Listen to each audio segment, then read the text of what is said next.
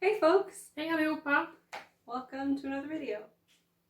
Today we are wrapping up what we read in the month of November, and I will be talking about the books that I bought this month. I didn't buy any books. Well, I have a problem, and you don't. I only have a problem if I can physically see the books, Yes. and then I have no self-control. I have no filter like that.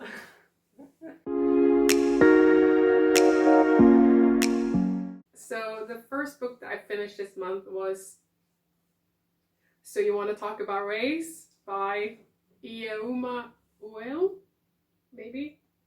And this is a book for people who already decided that they're not racist, as one should do. I listened to an audiobook and I thought it was really good and very quick to get through. It has some really good points. Again, my main issue with it was that it's very Americanized, which is just what a lot of books seems to be. It's very American. Like another book on race that I read earlier this year is very American, which obviously, I mean, as someone who's not American, you have to just learn to empathize with a lot of people in America. Yeah, so that was like my main issue, but obviously the author is written from their own perspective and lived experiences. But it was still good. I think it's a book that everyone who is an anti-racist should read. I gave it like a 4 out of 5 stars, I think. So the first book that I read was Stranger Baby by Emily Berry. I would give it 2 stars. I feel kind of bad because I kind of went into it expecting it to be really cool and I just wasn't into it. It wasn't for me. It just wasn't for me. That's so loud. But yeah, I read it on the bus mostly. The next book I read was Children of Blood and Bone by Tomi Adeyemi. I gave this a 3 out of 5 stars. I listened to it on audiobook, which definitely helped. It was not a book for me. Like you said, I think I can see why people really like this book because when it came out, it was really popular. It won like all the young adult awards. It was just something that I just didn't feel connected to. I really liked the world. I thought that was really interesting and wanted to know more about that and the magic system as well. But I don't know, I kept zoning out a lot when I listened to the book, which usually, I mean, obviously you can zone out when you listen to an audiobook, but usually I have quite an easy comprehension when I listen to audiobooks, but with this one, it was just something that I just disconnected. And I really wanted to like this because people have said like, oh, it's kind of like if you like Avatar, The Last Airbender, not the James Cameron movie, you will like this book. So I was like high off like watching and rewatching Atla recently. So I was like, yes, it's the time to go into this book. Yes. And it was just not for me. It wasn't a bad book by any means, it was just not for me. The next book I read was Watchers and Seekers, which is an anthology of poetry by Black women in Britain. I have had this book for a really, really long time. Well, I say really long. For like 3 or 4 years. And I just never got around to it, but I really, really enjoyed it. I am not a Black woman from Britain, or in Britain, but I definitely connected with a lot of the feelings about feeling disconnected from your culture or feeling othered when you're in Britain, because I currently live in Britain and I do feel othered, so yeah. Who would have thought? And I would recommend it for anyone who wants to to read some poetry from people they might have heard about before and maybe discover some new ones. I definitely discovered some poets that I hadn't known before and that I will be keeping an eye on if I can find more books by them. I would give this 4 out of 5 stars. Yeah, would recommend. The next book I finished this month, or read this month, was The Hating Game by Sally Thorne, which I listened to an audiobook. I just needed like a reset after reading a lot of fantasy, so I wanted to read a romance, listen to a romance, and this was recommended, or Noelle Gallagher really loves this book, so I was like, okay, let's let's read it because I need some romance. And I really liked it. I gave it like a 4 out of 5 stars. It was perfect for the time. There was some bits in the book that I didn't like, but it's basically an enemies to lovers set in like an office space, and they share the same office, and they like have little games that they play on each other. But then obviously you can guess what happens. Shocked and surprised, but overall it was a really good story. I really kind of wish that we had gotten some chapters or every other chapter from the male protagonist, because I felt like there was a lot of things that went on in his head that I would have loved to know. But it was, you know, you could obviously kind of interpret what he was thinking and feeling, but I would have loved some chapters from his perspective, because I think that would have really given his character even more depth. Definitely recommend this if you want to read or listen to some romance in this trying time. My final book, I didn't read that much in November. My final book is The Power of Poetry, which is an anthology of children's poetry written by children. I mean, they basically went to schools and did workshops with some of the children. And I think the ages go between 7 and 11. And I really struggled getting into it initially because a lot of the poems at the very beginning were basically the same, like almost word for word identical, which kind of put me off a little bit. So I kind of put it aside and then picked it up again after a little bit, which is probably why I didn't read so much this month. And then once I got past the raft of poems about monsters in London and how the Eye of London is creepy and scary, like there were so many poems about being in the London Eye and being trapped, and like sometimes it kind of almost sounded like the London Eye was the Eye of Sauron, and all of these students had been trapped inside of there. We don't know. I mean, we don't. I've never been on the London Eye. I have, but twice. I can't confirm. It was just, there was poems about the London Eye, poems about being underground in London, and there were monsters and people trying to kill them. And then there were a whole bunch of poems about the children wanting to like drink blood or eat other people or animals, which I thought was very strange. But there were some really, really good poems in it. Even like poems written by 7-year-olds, which I connected to. I was like, wow. I kind of will see in future years if I remember any of the names and see if they publish more. They probably won't, but you know, one can hope, because some of them were definitely very good. A lot to wade through because they were collected according to what school they had gone to, which meant that because they had used the same prompts, all of the poems from one school were very similar. And then a different school had different prompts, or it seemed like they did, which, I don't know, I feel like they could have made it so that all of the same poems weren't together. I would have expected it to be in like age range. Yeah. From like 7 to 11 and like that.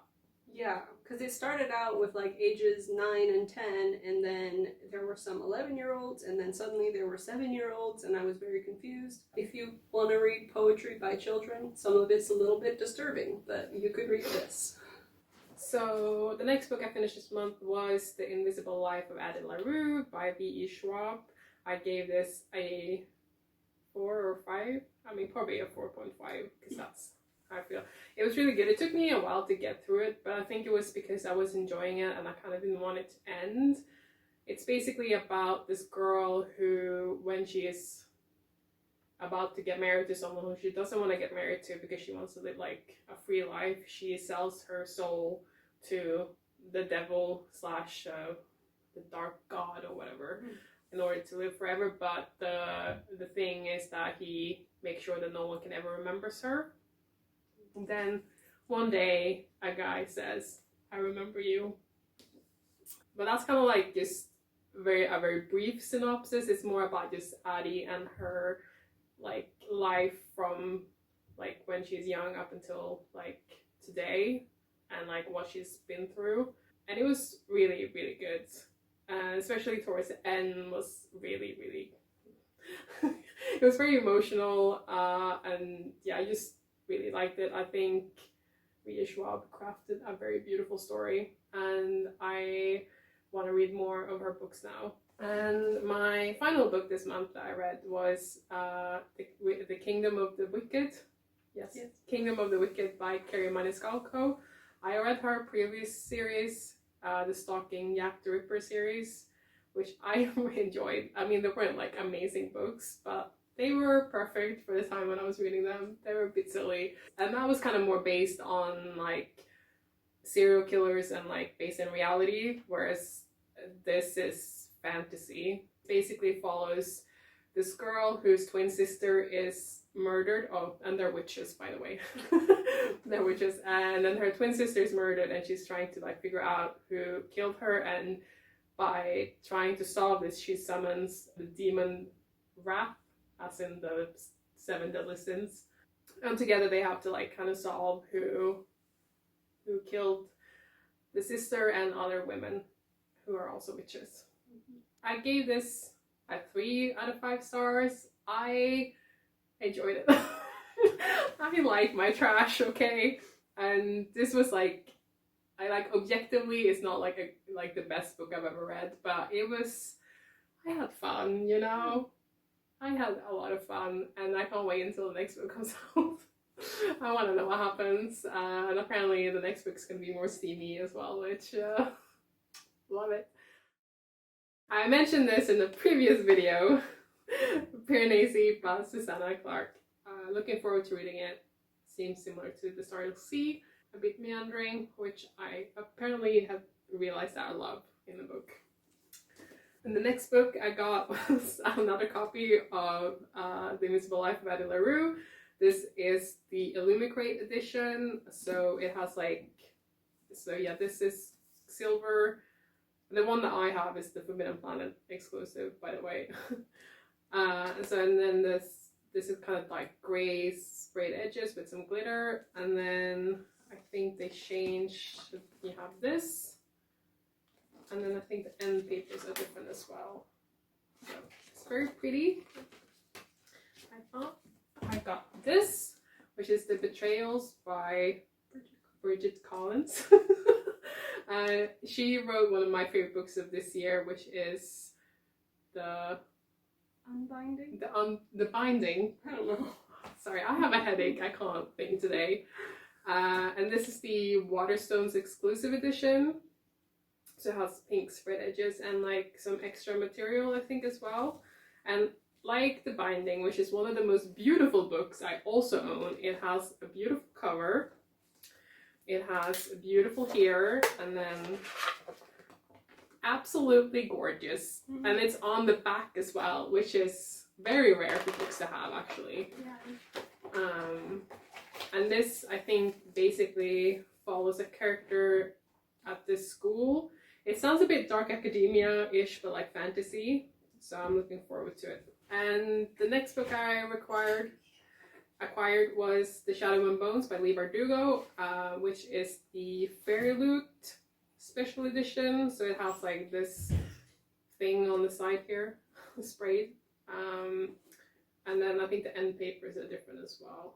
Very nice. Very nice indeed. This is the first book in The Shadow and Bone, or the Grishaverse trilogy, which takes place before Six of Crows.